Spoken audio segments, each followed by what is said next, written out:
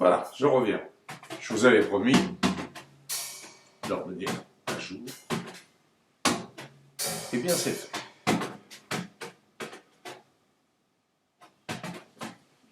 J'ai donc mes baguettes magiques, car évidemment, sans batterie et sans baguette, il n'y a pas de bat slam. Et pourquoi il a mis ses lunettes noires? Ben, c'est simple, j'en profite pour faire un hommage à un musicien, chanteur, pianiste que j'aimais beaucoup.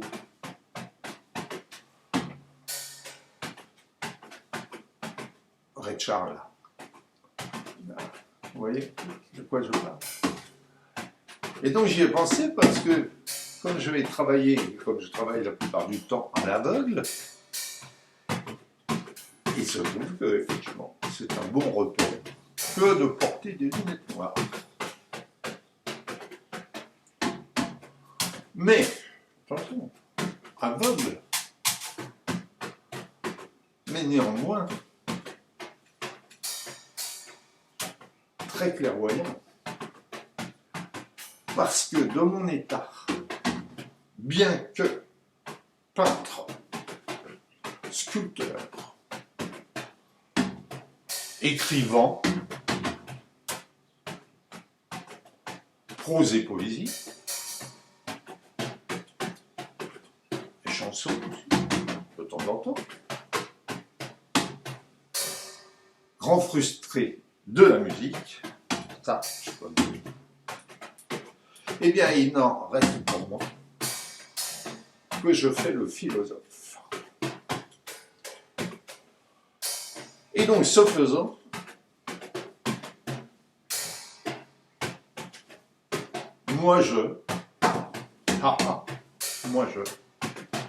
eh ben, j'ai écrit un manifeste qui s'appelle le néo-essentialisme et qui bouleverse un peu tous les messages que vous avez pu recevoir des philosophes du bonheur, de la joie, de l'intelligence, de la raison raisonnable, de la spiritualité, de d'ici et de l'au-delà. Et bien voilà, il manquait justement cette grande pensée néo-essentialiste dans le catalogue des pensées qui font pchit, voilà.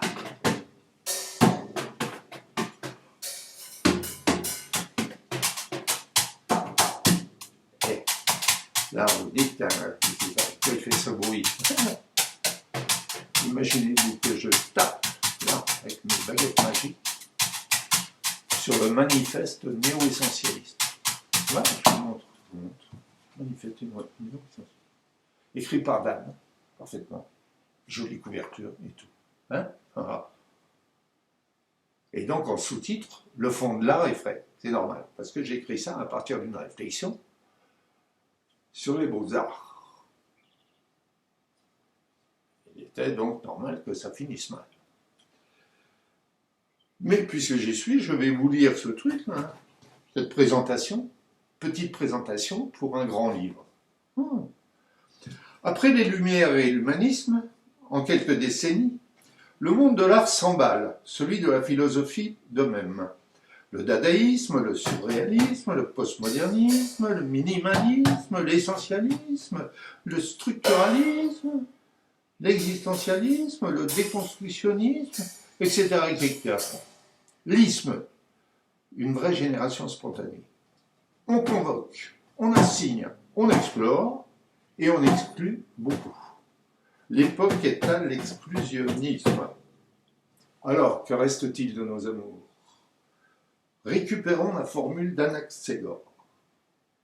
Rien ne naît ou ne périt, mais les choses déjà existantes se combinent puis se séparent de nouveau. Anaxagore, un vieux philosophe comme moi. Rien ne naît ou ne périt, mais les choses déjà existantes se combinent puis se séparent de nouveau. Lavoisier, il a dit quelque chose qui est un peu... Rien ne se perd, rien ne se crée, tout se transforme. Ça ressemble beaucoup. Hein? Ce monde donc subit une mutation décisive, la plus périlleuse de toute l'humanité. Il serait temps d'activer tous les boutons de la pensée.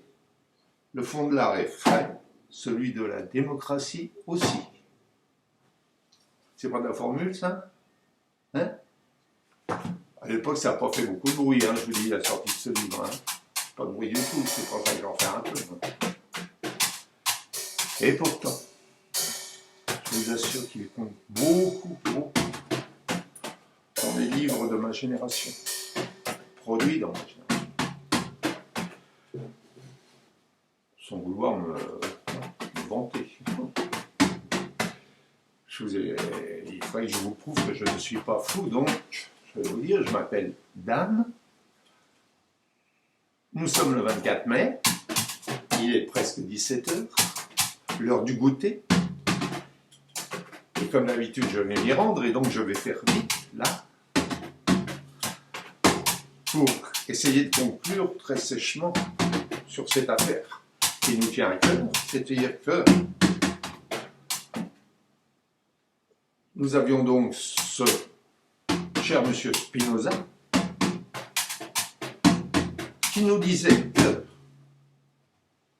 nous n'étions pas toujours maîtres de nos actions, car nous ne savions pas d'où venaient nos désirs, notre volonté de faire ceci, de faire cela. Nous ne maîtrisions pas ces causes. Il tournait autour de quelque chose qu'on va appeler plus tard,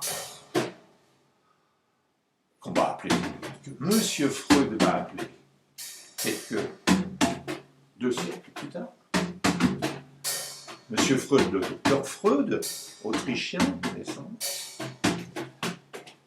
qui fait quelques recherches, et puis, médecin évidemment, et qui, à un certain moment, s'interroge, dit, mais il y a des choses, effectivement, pourquoi les gens ont ces espèces de petites maladies, qui créent des névroses, et ceci et cela, puisqu'ils font ce qu'ils veulent. Ah bah oui, mais ce qu'ils veulent, attends, c'est comme ça. Est-ce qu'ils ont toujours le libre choix de faire ce qu'ils veulent? Oui, ils ont le libre choix, bien sûr.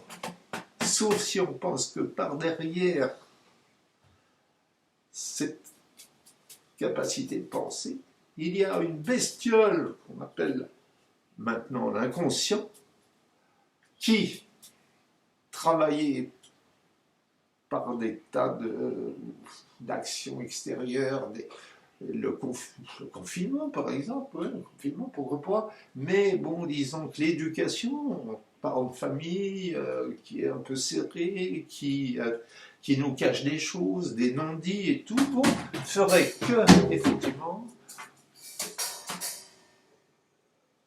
cette bestiole qu'on a dans la tête serait nourrie par des choses complètement cachées, des réactions complètement inconnues, et donc créant ces sortes de névroses, c'est presque des maladies. Et ben voilà. Donc je disais donc le Spinoza était un concepteur presque de ce inconscient.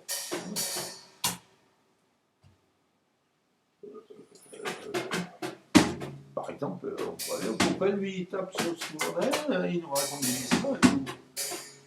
Inconsciemment, qu'est-ce qu'il fait? Qu'est-ce qu'il a, hein? Parce que j'en sais quelque chose, moi. Hein?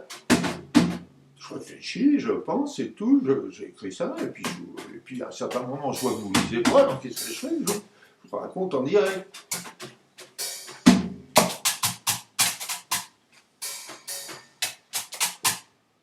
Le monde va très mal, je vous le dis comme ça, c'est pas mon inconscient là. J'ai tout un tas de gens, des psychologues par exemple, philosophes, protecteurs de la nature, qui pensent que nous sommes en plein déclin et qu'on serait peut-être pas bien loin d'en finir avec notre monde qui nous a offert tant de bonheur, tant de joie, tant de richesse, pour sombrer. Un peu comme le Titanic, dans une marée de miasmes. Tiens, je préfère vous parler d'autre chose. Tiens, je tape sur un livre qui s'appelle Bonobo Bobo, écrit par Luxuria Maldon. Luxuria Maldon, c'est moi. Quand j'écris en tant que Luxuria Maldon. Luxuria Maldon. C'est quasiment mon nom à l'envers. Voilà. Bon, donc, qu'est-ce que je parle des bonobos, nos cousins, nos lointains cousins, les grands singes. Eh bien, imaginez-vous qu'eux aussi vont disparaître. Cette espèce a les promis à la disparition complète, finie. Et moi, j'aime pas ça. Et qu'est-ce que je dis? Je dis, je vais écrire un bouquin pour, évidemment, donner l'alerte. Ça ne va pas. Il faut garder toutes les possibilités, toutes les capacités de toutes les espèces à vivre, à nous aider à vivre, à échanger avec nous, et avec cette nature qui est si belle, si riche, si prolixe. Donc j'écris, voilà. Et donc, je vous lis la présentation. Vous penserez ce que vous voudrez. Hein? Alors, Bonobo est un roman policier qui nous parle de ce que l'on pourrait peut-être entendre si on se penchait sur la vie de ces grands singes. Un remake de la philosophie dans le boudoir, vous n'avez peut-être pas lu, hein, de Sade, dans la novlangue de nos cousins lointains.